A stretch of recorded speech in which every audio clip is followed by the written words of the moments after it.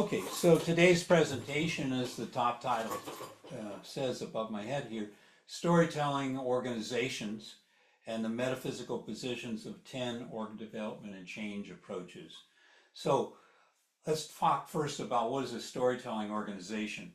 So organizations give accounts of themselves in annual reports, in CEO speeches, public relations, brochures, events, spectacles to draw attention to one thing or another. And that storytelling organization is always remembering, re/membering, we'll get into that later, its past. They're doing futures, making bets on the futures, developing, planning alternative futures to the trajectory that they're on, or reinforcing the trajectory they're on. And so there's these metaphysical aspects that are going on in storytelling organizations. So for me, if you look at the work I did on Disney and Academy Management Journal in 1995, it's kind of older, but people still reference it a lot. Looking at how any organization that has more than one room, more than one building, it will have multiple storytelling stagings going on at the same time. And the problem is you can't be everywhere at once. So you're always depending on sort of hall room class of conversations or minutes or something like that to spread the news on what was happening in rooms you weren't in, or maybe you're the one spreading the news. So a storytelling organization I originally looked at as the primary sense-making currency of an organization. In other words, people in organizations tell stories, they tell stories together, they tell stories separately. There's a lot of difference in the kind of stories that are being told, and there's this organizing attempt to bring these different stories into some sort of togetherness. Now, what I'm going to show you here, and I'll step over so you can see the whole diagram and give you a look. I've participated in each one of these approaches more or less, and I've laid them out. There's 10 of them, and what I've done is laid them out on two grids from bottom to top, ones that deal with the human only. So they're not concerned with nature or animals or anything else like that. They're concerned with people telling stories to people or listening to stories from people and corralling those stories into some sort of direction. And then you have a post-humanist, which is the material storytelling, the material discursive aspects of storytelling, the fact that electrons form a community that have some sort of being, molecules form a community. Myra J. Hurd's work, for example, Karen Barad's work in quantum theory and quantum physics, the post-structural, and you're saying that humans aren't the only species on the planet, and there's millions and millions of other species that have as much entitlement as human beings do to survive on the planet. So that's a post-humanist position. Now, metaphysics, we're going to look at, but let's just say the human approach is the storytelling is about humans, or the post-humans, it's about more than just humans. Now, there's a world of being in that world, and some approaches to org development and change, ODC, that's my big collection box. And they're focusing on the world of being. And in the lower left, they're focusing on the world of being of humans. Now, if you move toward the right, the world gets bracketed. In other words, to bracket a world is to treat it as if it does not exist. So what's happened in the classical field of org development, I have a little Venn bubble there for org development. That classical approach is about people and the politics of people, but it has taken along with transorg development, a kind of a Husserl approach, Edmund Husserl. When I went to UCLA, we worked on something called trans-organizational development. You see it in the lower far right. And the idea of Edmund Husserl is you bracket the world. You don't worry about, does the world really exist? You worry about the consciousness people have of that world, but not the world itself.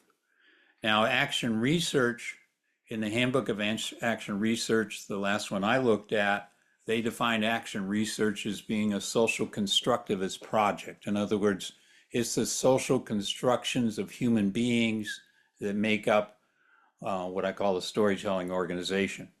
Now that is a particular metaphysics along with OD, which takes on the kind of the politics of organizational development and the different subgroups of people in there.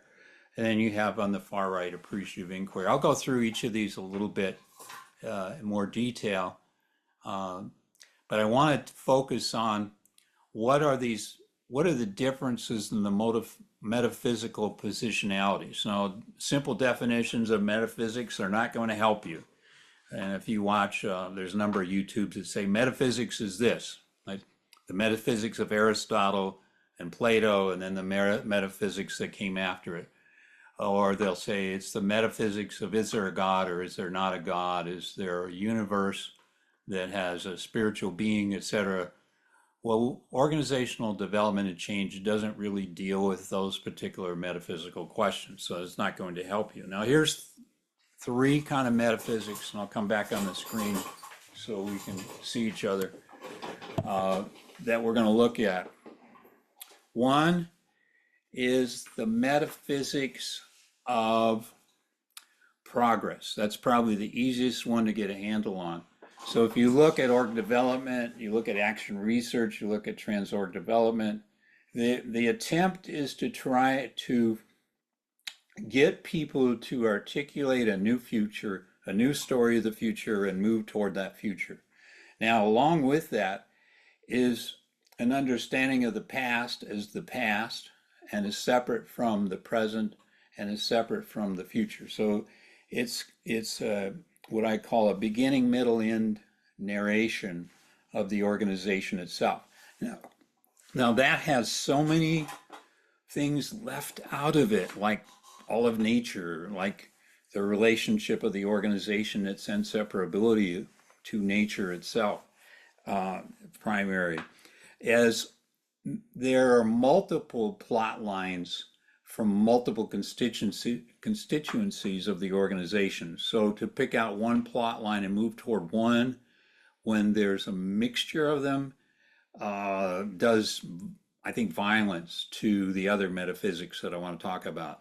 So the metaphysics of progress is problematized by, for example, Black Quantum Futurism, which is some scholars that are now working with Karen Barad's notions of quantum theory and have embraced things like, well, let's look at how history gets erased in these linear narratives. So certain people's history, certain racial groups, certain genders gets erased, and then you have a privileging, a white male here, so white male privilege of particular histories. Now, for Karen Barad, she uses the term re/memory. Remembering, you're always remembering the past. In other words, I don't just call up this pristine experience of some past event, some memory. That memory is stained and artificialized by my standing in the present and the future that I have. So let's just deal with the metaphysics of progress. So a different way to look at that timeline, sometimes called the arrow of time that moves from the past to the present to the future, is that timeline is very artificially constructed. It's constructed as if you cannot have any other timelines moving in any other directions, nor a multiplicity of timelines moving in many, many, many different directions. So that's the critique of the first metaphysics position and many of the org development and changes approaches. The second critique is called the metaphysics of the present. So that's when you split out the present, and as Tolle says, we only live in the now. The now is the only thing that is real. Only the now exists. And a lot of my Buddhist training and Jain training is about staying in the now, and not getting stuck in the past, not getting stuck in the future, but pulling yourself into the now.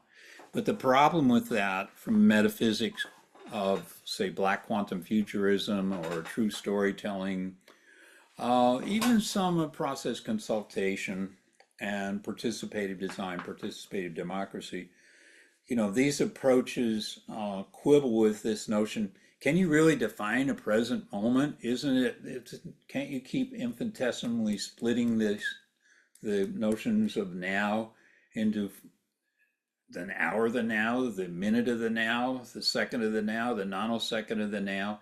You keep splitting that and splitting it, and it never stops. And process consulting guru, and PhD in psychology, social psychology, Edgar Schein. He died a year or so ago. I got to be on a nice presentation with him, along with Henry Mintzberg and several other folks. And we were supposed to have Carl Weick there, the sense-making guy, but he couldn't make it, so they got... anyway, those tapes are available. And Edgar Schein, in doing process consultation, I would say you need to look at the metaphysical approach he has. Like, everything is a process. And even if you look at the human being, it's a bundle of processes. An organization, the environment, the ecology is a bundle of processes. And these processes are what quantum futurism, Karen Barad's work, etc., say these are entangled. These processes are entangled. And my work is, when I was at UCLA, with two groups here. On this side, Edgar Schein would show up and we would have events. On this side, we would have transorganizational development, the work of Fred Masaryk, Sam Colbert, Jack McDonough, etc., myself.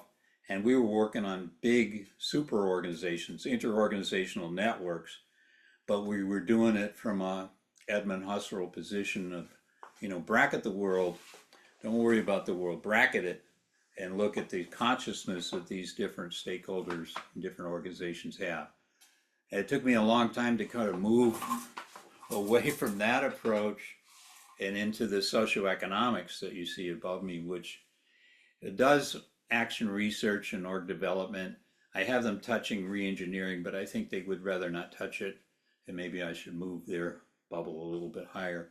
Let's just talk about socioeconomics. There's Henry Saval, Veronique Zardet, right?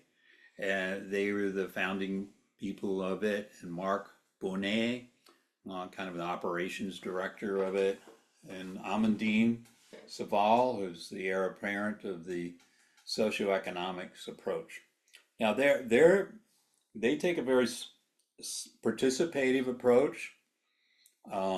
They take, I think, a material approach, direct observation of the processes, a lot of copious note-taking with focus groups and individual interviews, a lot of records that they look at, like re-engineering. The reason I have them touching is re-engineering looks at kind of the performance metrics, the financial data, the quality data. They look at a lot of spreadsheets. And then from the spreadsheets, what re-engineering does is re-engineer the processes, right? But unlike a total approach of Edgar Schein, the re-engineers say, we'll send in experts to examine these processes. These engineer experts, we don't care about participating with you. We take the data, the re-engineers kind of observe what's going on, bam, They design the processes, and usually it's a downsizing, short-term perspective. Socioeconomics, by contrast, only takes clients 3 years or longer. Many of their clients they've worked with for 20 years, some 500 events around the world of working with clients. So a lot of experience over the last, I'd say 35, 45 years. And those socioeconomics, they never lay off anybody because they believe in human potential. Now, reengineering does not believe in human potential. Action research, it depends on the action research project. Org development is top down usually. They might argue and say it's bottom up. Appreciative inquiry says, oh, we will only collect positive stories of the organization. If we collect negative stories, we'll collect 5 positive stories for every negative one. And we don't want to fix anything. We don't want to problem solve like socioeconomics does or reengineering does or org development or action research. No, we get people together to build positive futures. So that's got that progress metaphysics going on, and they'll get people together in an off-site, an appreciative inquiry summit, and you have a different kind of metaphysics, perhaps more of the metaphysics of the present. Now, and then from designing that present, jumping to metaphysics of progress. There's a third metaphysics that I've already alluded to, but let me give it a name. And it's the metaphysics of duality.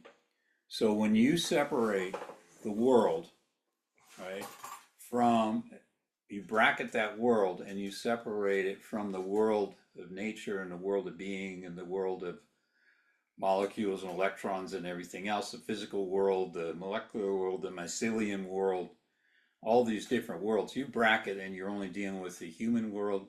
There's a huge duality there that's going on. And appreciative inquiry, when it says we're only going to collect positive stories or we're going to bias it so there's 5 times the positive stories if there are any negative stories, and actually negative studies have shown that people who produce negative stories in a appreciative inquiry summit, they're not being appreciative and they're being discounted, marginalized, or asked to leave. So appreciative inquiry has a certain doctrine of appreciation. Action research has a certain doctrine of metaphysics that's centered around social constructivism. So Berger and Luckman, everything is socially constructed. So we're not really in touch with the environment. We're in touch with a socially constructed understanding of the environment. So in that kind of approach.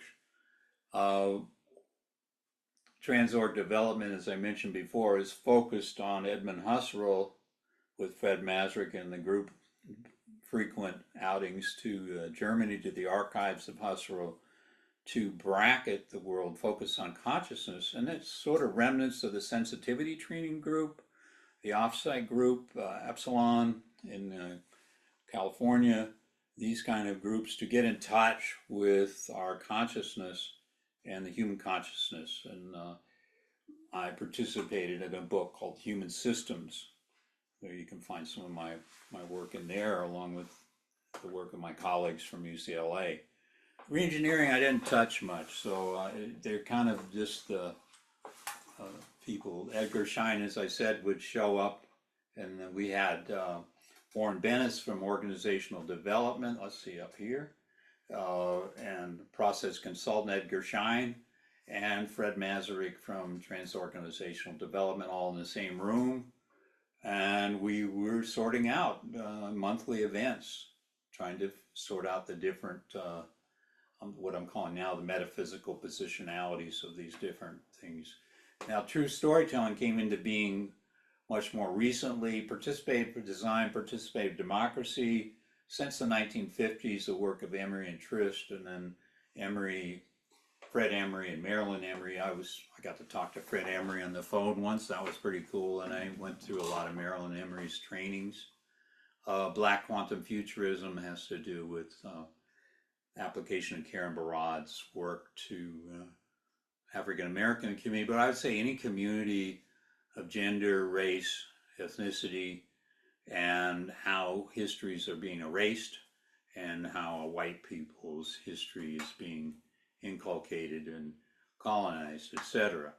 So what to do to reclaim and re/member those histories together. So I don't feel bad about blocking out re-engineering here. I hope you don't mind.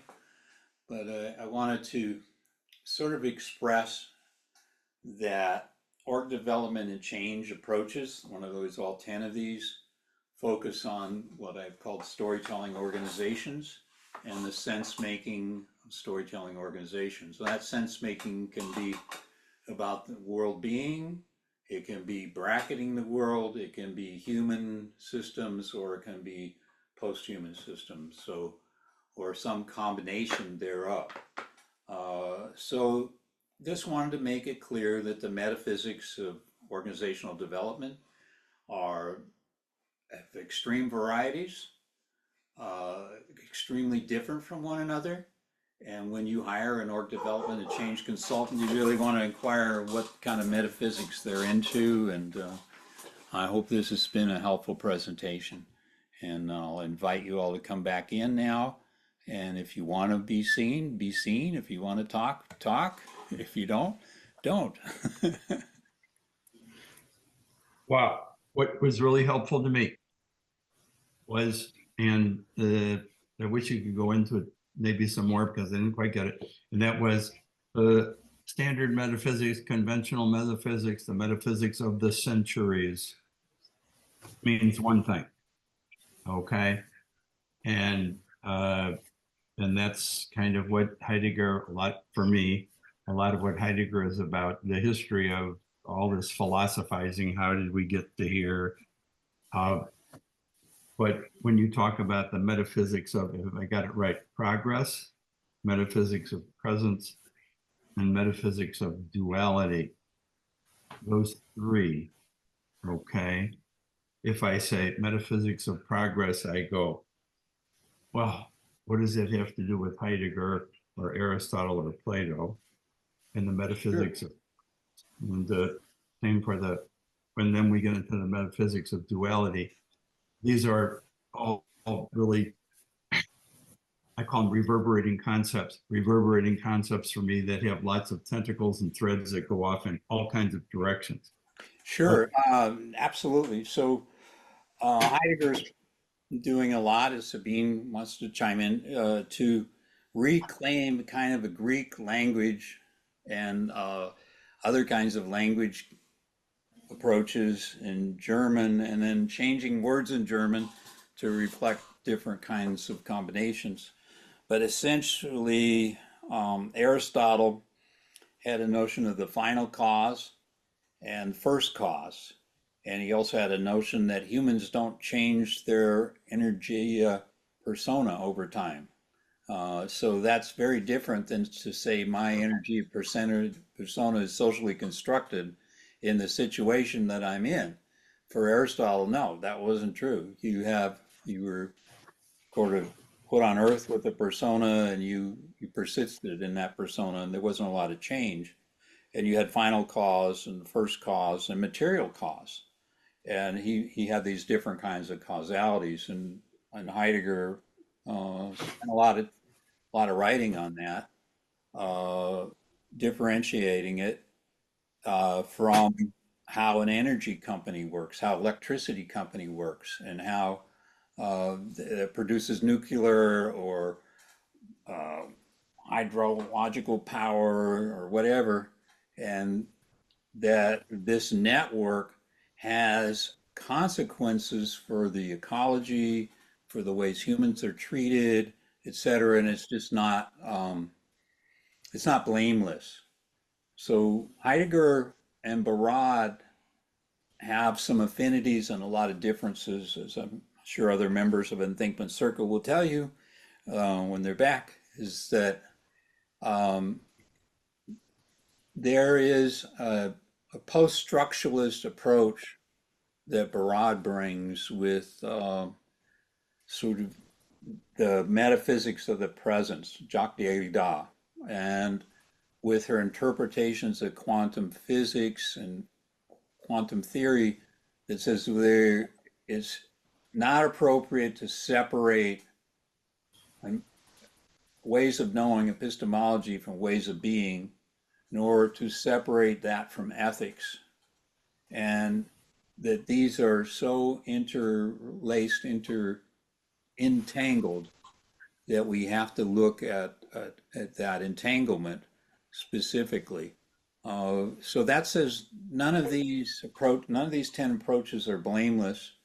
They all have an ethical accountability to the client, to the world, to themselves, to each other, and that they approach the staging of work development like the methodologies and practices and the theories quite differently. The theorizing is differently. So I grew up in this stuff. I mean, I started out as an org development major and undergraduate. I went through master's programs and then got into more action research projects, et cetera, and then eventually UCLA with participative design, participative democracy work at Loyola Marymount, and here at New Mexico State, and then the Transorg Development at UCLA, process consultation with Edgar Schein, appreciative inquiry. I'm always asked to debate appreciative inquiry, because I just think it's kind of absurd to collect positive stories when there's so many dastardly things going on in organizations. How are you going to turn a blind eye to that? That's a dualism. That's like denying most of the reality of organization as political economy. Anyway, go ahead. To use the word that Jerry used, right? It's an erasure also. But I would like, somehow the article on the question of technology keeps coming to mind in this whole discussion, and he uses the term frame, gestalt, framing, and I think how we frame something, how we approach something, right? We already come with the frame that we hold up against the world. And this is how we see it, right? And the example that I really love is about the poet versus the botanist, right? How differently we approach these things. The botanist approaches a flower in one way, the poet approaches it in another, right? So I think a lot of it comes down to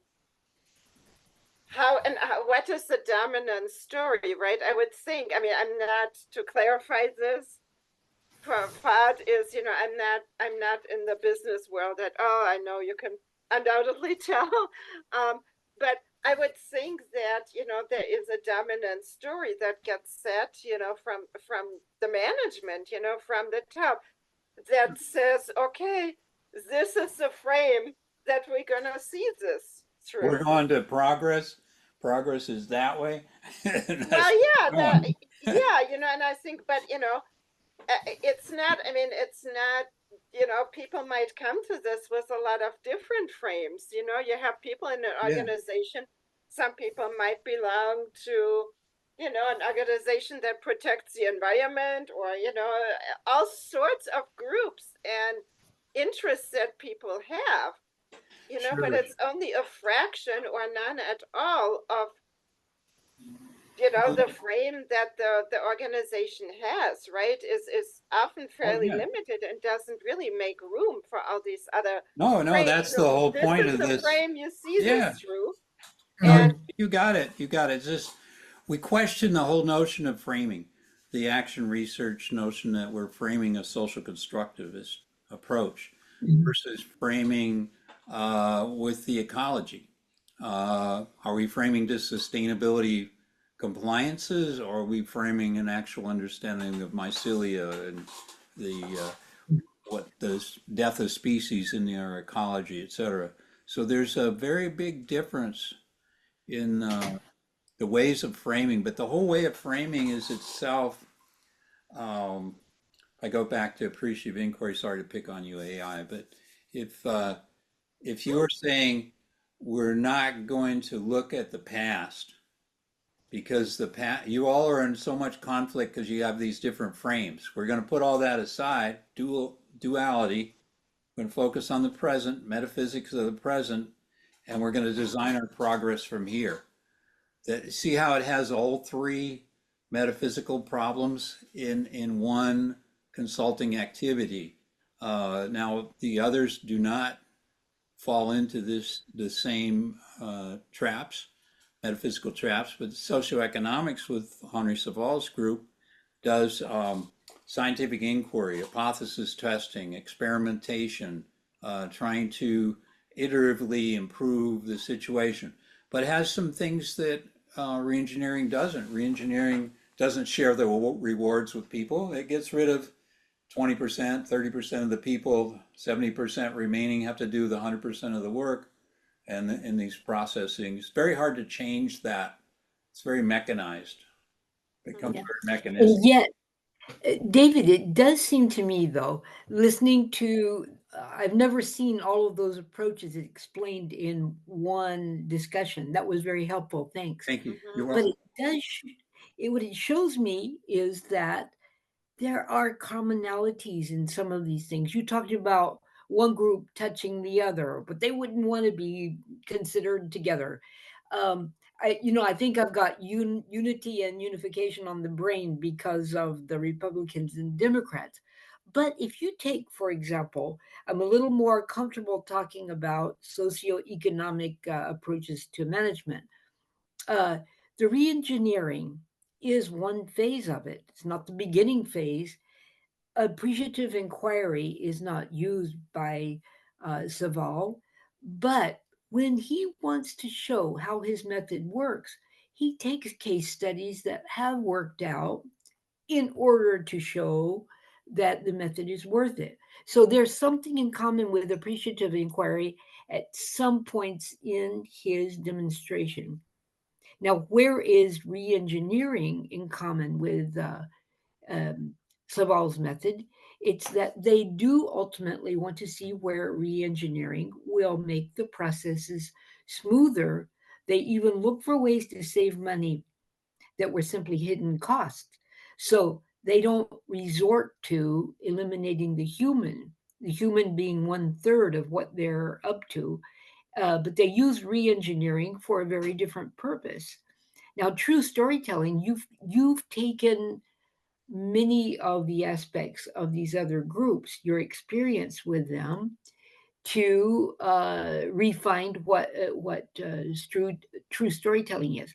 So my point by listening to you made me realize that sometimes there's a continuum, not just a continuum, a mixing and melting of frames, because yes, everyone is looking at it through a frame, but they all have some things that they put into their frame. And I find it very interesting that they're all going after the same goal, which is how to better organize. And the storytelling aspect of it, the metaphysics part, is probably what brings a lot of them into a commonality. Ethics, for example, will, um, I'm thinking of the French word, ethics will bring people to do certain things that they wouldn't have otherwise if the bottom line was the only thing they wanted to do. Ecology is just on one end of that spectrum.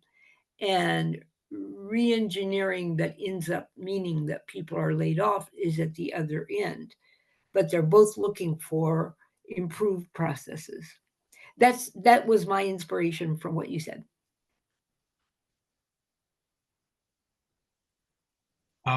Can I, at the risk of derailing, that's really Yeah, great. thank you, Betty. Go ahead, Paul. Thank you for your comments, Betty. Appreciate it. Mhm.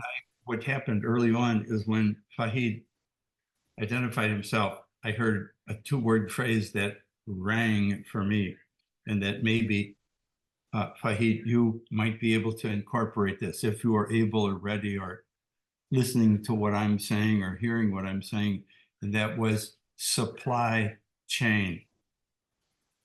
I have one grandson who is very much in his job that he's now been in for a year or so, very much involved with that. His brother, another grandson, younger, who as of this week is in his last week of dealing. He had a summer internship with a corporation here in St. Louis that has to do with environmental cleanup. That's not supply chain, but they are these two grandsons, brothers, are very much in the world of business.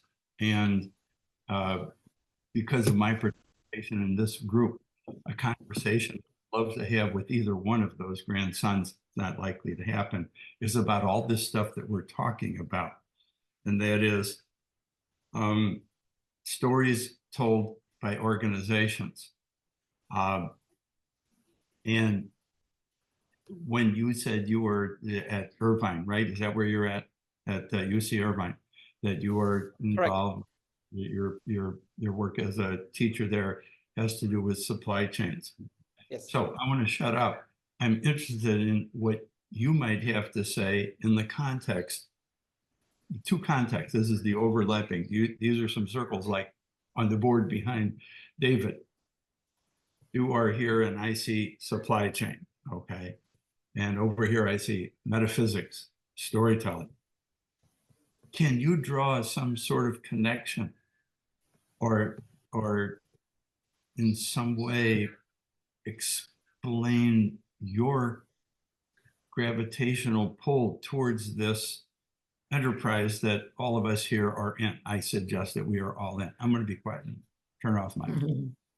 No, thank you very much for the opportunity. I think everything that I've heard so far, it aligns so well with this idea of the business world, or the new dynamic business world, like I like to say, that we are part of now. So you specifically mentioned about supply chain, right? I don't think I need to talk more about it, because some of the recent episodes in the last 1 decade are sufficient for us to kind of understand this connection between supply chain, metaphysics, and storytelling.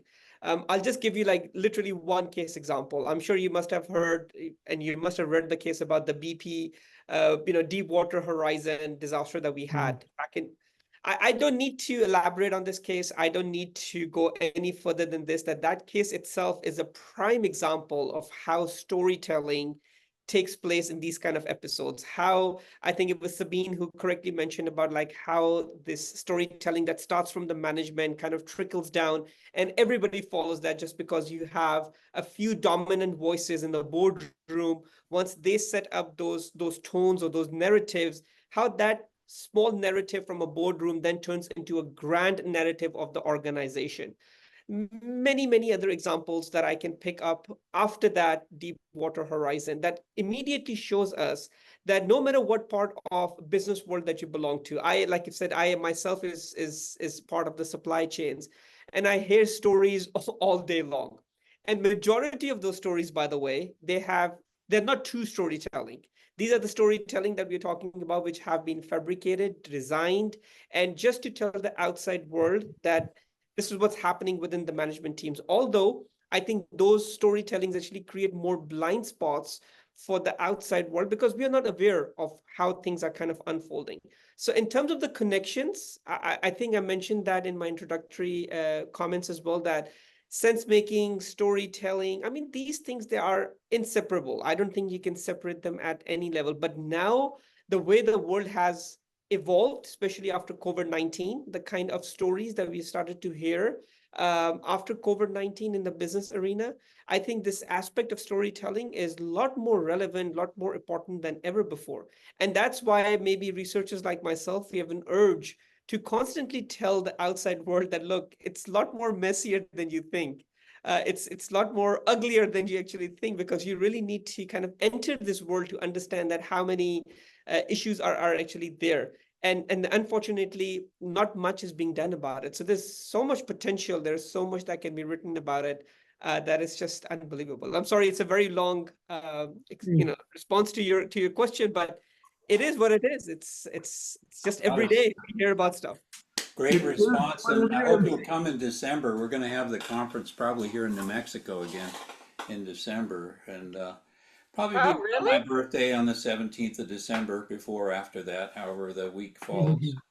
Wow, David, David, you get Grace Ann's oh, wonderful chicks are cake. to be likely to be in those cruises? Oh, Yeah, we'll Is it probably gonna, be here. yeah. Duncan, is it is Las Cruces? Maybe you don't know.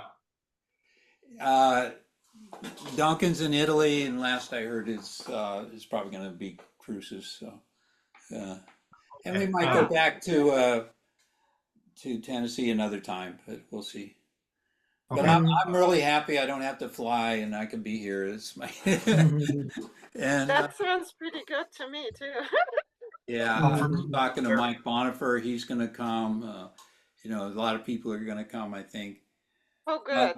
So that's a plug for the org development and change. This article that we're talking about, storytelling organizations, metaphysical positionalities of the 10 org development and changes approaches, that is for consideration by a journal called Organizational Storytelling Review. So just put a plug for Organizational Storytelling Review, referee journals.